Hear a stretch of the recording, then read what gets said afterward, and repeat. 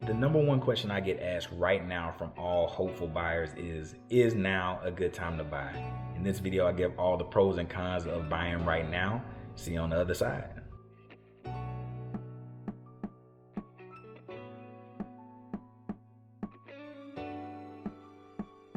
Hi, my name is Aaron Lathan, and every week I'm helping buyers relocate to and throughout the greater city of Houston. So if you have any questions about where to eat, sleep, live, play, hit me up morning, noon, or night. I'm your guy. I'm here to help you in any way that I can. So like I said, shoot me a DM, shoot me a text, hit me with a call, email, send a pigeon, whatever you got to do to get in touch with me, hit me up. I'm your guy. So one of the questions that I get hit with all the time from people that are getting ready to or having the thought about buying a house is, should I buy a house right now? Is now a good time to buy? Especially with everything that's going on in the world, with how crazy it is and how it's such a seller's market right now. You're curious if right now is the time for you to actually pull the trigger. And every time someone asks me, I almost say the exact same thing, and it's basically, it depends. And it depends on a lot of factors, right? And so in this video, hopefully, you check it out, and by the end of the video, you know whether or not you should press pause on the home buying process or if you should push forward. So before we jump into that, hit me with a like button, hit me with a subscribe button. I'm doing these kind of videos every week. I'm giving you all the opinions of what's going on in the city of Houston. And so if you want to know anything about what's going on and stay up to date about the city of Houston, hit that subscribe button, hit that notification bell. So should you buy right now? That's a loaded question, and like I said earlier, it depends. And I'm gonna go over some factors that maybe would cause you to hesitate, as well as some that I would say are a no-brainer, you should buy right now. And I like to always kind of start with the cons so we can work our way to the positive. So one of the first reasons why you shouldn't actually buy right now, or that is a con to buying right now, is that the values are shooting up in a lot of areas, and that has to do with the shortages. There's an inventory shortage. For the last like 6 to 8 months in the city of Houston, there's been less than 2 months of inventory, right? And that a normal market, just so you have, a baseline, a normal market is like 5 to 6 months. And so in normal circumstances, you could see a house, think about it, go home, wait a week, come back, and you still got, 5 to 10 options that you can still pick from.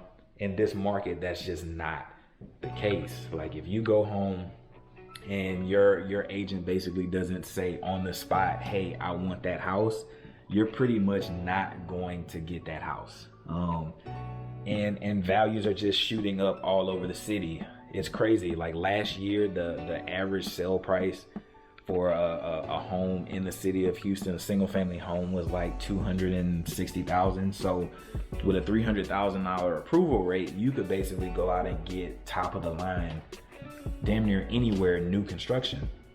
And right now, that's just not the case. The average sale price for the last report as of the recording of this video, the last average sale price was like I want to say like $390 in the city of Houston, which is unheard of. So if you're anywhere under that amount, you're making some sacrifices as far as amenities or finishes or location or size.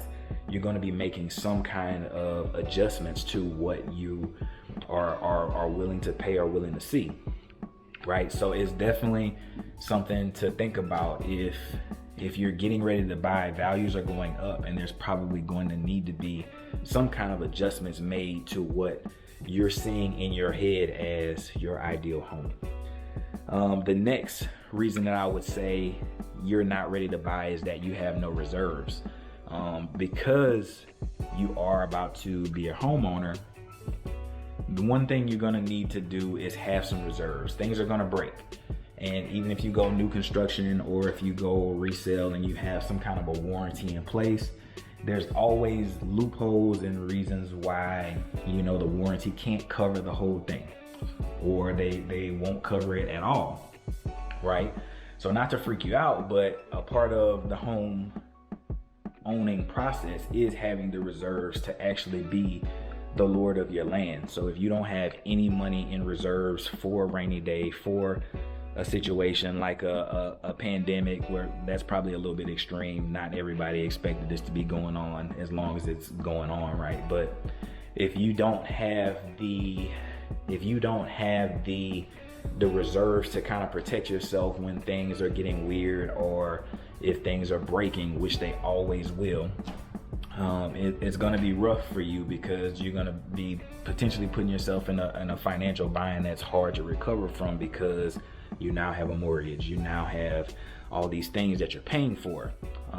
So I would definitely say if you don't have reserves, then it may not be the best fit for you.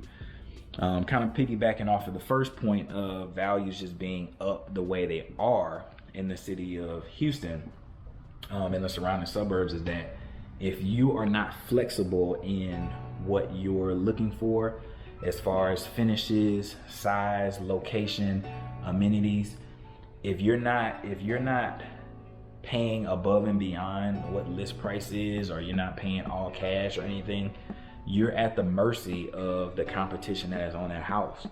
And if a house looks good, is priced right, is in a great location, is either renovated or brand new, and you like it, you can almost bet your life savings that 10 other people like it.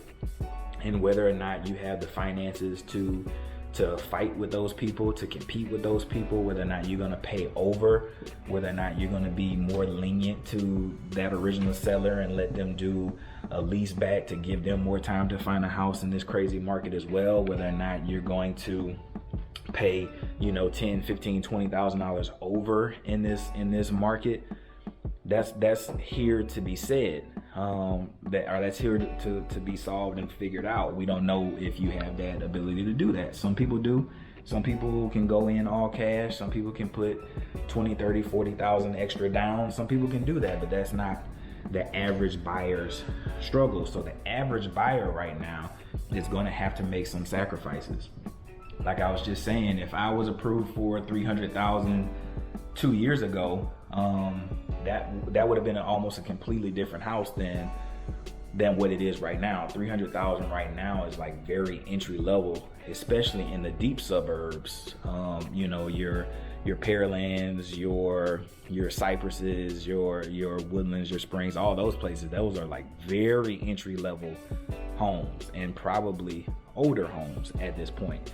So it's definitely an adjustment that you have to make, and you have to be flexible if you are in fact trying to own a home in this market. The next thing that is kind of a piggyback off of the last point is the overall competition. My last listing had, and it did not have any like real comps for that size, for that size of house. It wasn't in a bad area, but it wasn't in the greatest area. And we listed at 180, and the final offer that we accepted was 190. And we got, within the first 24 hours, we had, I think it was like 45 showings, and we ended up with 16 offers on that house. Now that was a very average house. It didn't have granite countertops. It had carpet everywhere. It had the old brown paint. If you know what I'm talking about, like that era where everything was just kind of like brown and off yellow kind of paint. It was just a very average home, and it had that kind of competition on a very average home. And that is the city of Houston right now. I've won quite a few multiple offer situations with my buyers, but the competition is crazy. I just saw a report online the other day that says like the national average for offers on a house right now is like over 6 offers, where a couple years ago it was like 1.5, maybe 2. But right now it's 6, and I'm telling you that 6 in the Houston market is probably low. If the house looks good, it's priced right, it's in a decent location, and you like it, 10 other people are gonna like it, and they're probably gonna put an offer in. That's just kind of is what it is. You don't really have the opportunity to sit back and think about anything. And in a space where this is your first house, I know that can feel a little bit overwhelming, but that's just the market that we're in right now. So if you're not comfortable with that, then I would say hold out. And the overall reason for all of this competition and all these high prices and all this stuff that we talked about earlier as some of the cons as to why you shouldn't maybe get in and buy right now is the absolute low inventory. The inventory lows are crazy right now. You know, hovering around just around a month of inventory now. It's starting to pick back up a little bit. I think a lot of sellers are starting to see that this is a great time frame for them to get in and make the most money that they probably ever could by selling their house. So you're getting more options, but it is nowhere near being a normal market, which is between 5 and 6 months of inventory, like I said earlier, where you could kind of think about it, still have 5 or 6 options, you know, take your time and do all those kind of things. You don't have that luxury right now. So you kind of have to see a house, see the potential really quick, make an offer, and then hope, cross your fingers and hope that it's actually going to get approved. So on to some of the more positive reasons and some of the pros for why you should get into the home ownership game right now. So reason number one, interest rates are historically low. They have been historically low for over a year now, right? So when I bought my first house with my wife in San Antonio, we had great credit, and our interest rate was like 3.7, and I was 700 plus on my credit score, and we got like a 3.75 interest rate, which was better than some of my coworkers that bought before me at that time. But the interest rates right now, I had a client that just got approved for like a 2.6, 2.7 interest rate. So that is crazy. That's crazy good, right? And we don't know how long that those interest rates are going to be that great. But what we know is that they're great right now, and they've been great for the last couple years. So if you have the ability to get approved, your money is going to stretch because you have a great interest rate, even a better interest rate than I got. We just bought our latest house about 2 years ago, and we ended up with like right around a 3. After it was all said and done with the interest rate and my credit and all that stuff. And again, like I just said, I'm getting clients that are getting approved under 3 almost every week, right? So if you have the credit, you have the money and all that stuff ready to go, the interest rates are insane right now, and you want to be able to lock in and take advantage of such great interest rates. Byproduct of great interest rates, you're getting a higher approval. So had I tried to get approved right now with the same exact money, same exact finances, same exact credit that I currently have, if I tried to do that right now, I would probably get approved for like $20,000 or $30,000 more had I tried to get approved this year, right? So it is definitely something that you're gonna want to capitalize and cash in on. It's definitely one of those things that you have to take advantage of right now. We don't know how long this great interest rates and these approvals are gonna last, but what I do know is that when I got approved at 280, if I try it right now, I probably definitely get approved for like 300 to 320, just because interest rates are much lower than they were when I originally got approved. The biggest, I would say, probably like turnaround, or the biggest positive as to why you should get into the game, is the equity gain versus inflation. So I was doing this exercise for someone that was kind of just trying to talk about savings and you know, whether or not it's a good investment or any of those things right now to buy a home. And probably the biggest reason to do it is what your money does if you just put it in a bank. So if you got $10,000 in just a bank, right? Most banks aren't high interest, right? So you're getting less than a 1% to have your money just sit in the bank somewhere. And I did a calculation for you know, somebody I was having this debate with, and I was like, if you put $10,000 in the bank, in 2015 and we looked at what its value was in today's value, that $10,000 is like right around $8,500 when you factor in inflation. And so I put that into perspective, and I was just like, that's just the last, 5 to 6 years. What would have happened to $10,000 if you just had it in the bank versus whether you did something more positive, like put it into real estate. And so he was like, what do you mean? So when I showed him, had he put that same $10,000 into buying a home, values of homes have gone up like $80,000 since 2015 overall in the city of Houston. So even if you conservatively did that as to say, okay, even if we just took a fourth of, or if we just took half of that, that means that he has $40,000 in value increase had he put that $10,000 into, let's say, a down payment or into closing costs to actually going into a home. He would have made at the bare minimum like $30,000 on his original 10. And so when I showed this person that I was having this debate with, he was kind of like, okay, well, that makes sense. That's like a no-brainer. And I was just like, just think about it. Think about what it costs to get, food and the things that you normally would get. Think about how much that has gone up in price over the last 5 years of you being an adult. And he was just like, okay, yeah, that makes sense. And that drives home the point that your money in today's society is just stretching way, way less. But the values of homes continue to increase no matter what the market is doing right now. And even in the event of a crash, right? There is not a day in the United States of America that there is no home being sold or bought. People are going to buy homes. No one wants to be homeless. That's what happens in the US, right? People buy and sell homes.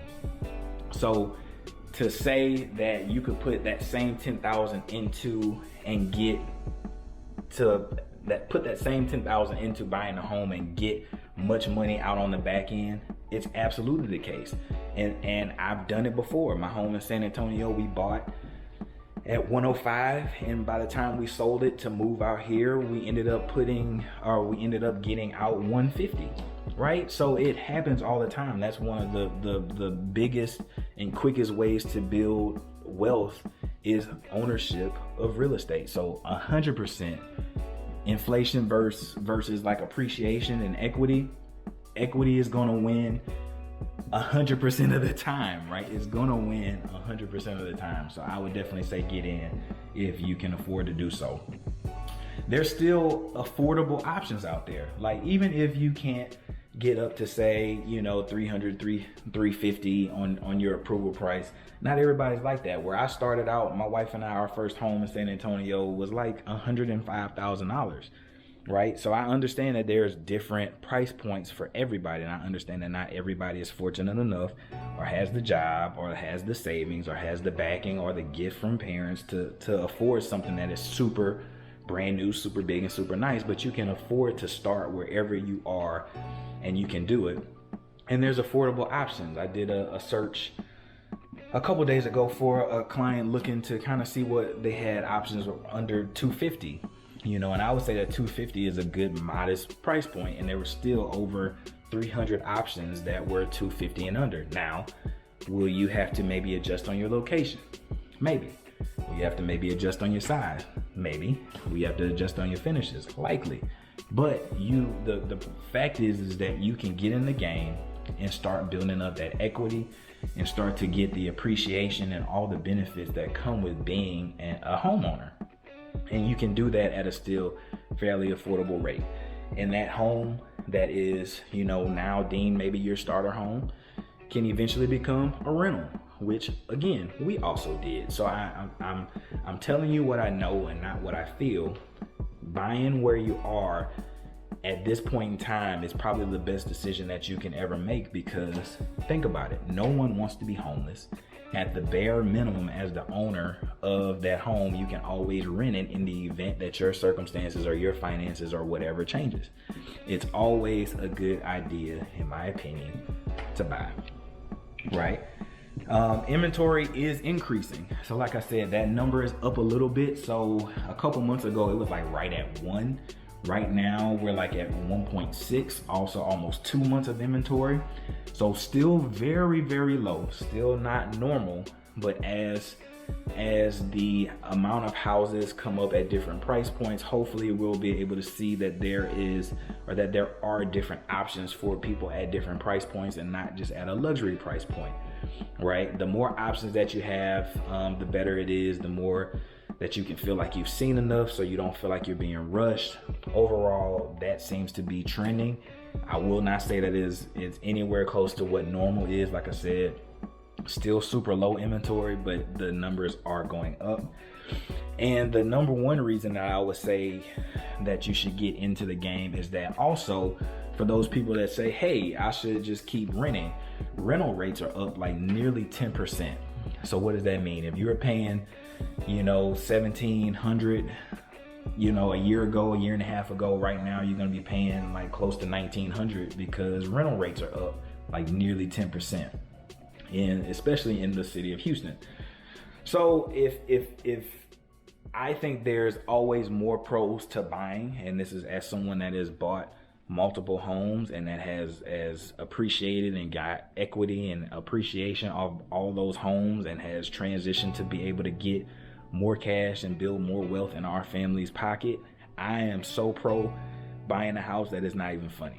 But I understand that if you don't have the reserves, if you're not flexible, if you have an idea in your mind, if you don't want to deal with the competition, I can understand why you would feel like it's not the right moment for you. And in all actuality, if that is the case, then it may not be the right moment for you. But I can say that if you put money into a home, that is going to do way better than it's doing sitting in your bank account. So that's the video for the day. If you have any questions about where to eat, sleep, live, play, hit me up morning, noon, or night. I'm your guy. Hit me with a text, call me, shoot me a DM, hit me up on any of my social media, shoot me an email, send a carrier pigeon, whatever way you got to get in touch with me, whatever is the most comfortable for you, do it. I'm here to help in any way that I can. Hit that like button, hit that subscribe button. I'm doing these kind of videos every week. Hit the notification bell so you don't miss a video. I look forward to hearing from you, and I hope you have a great day.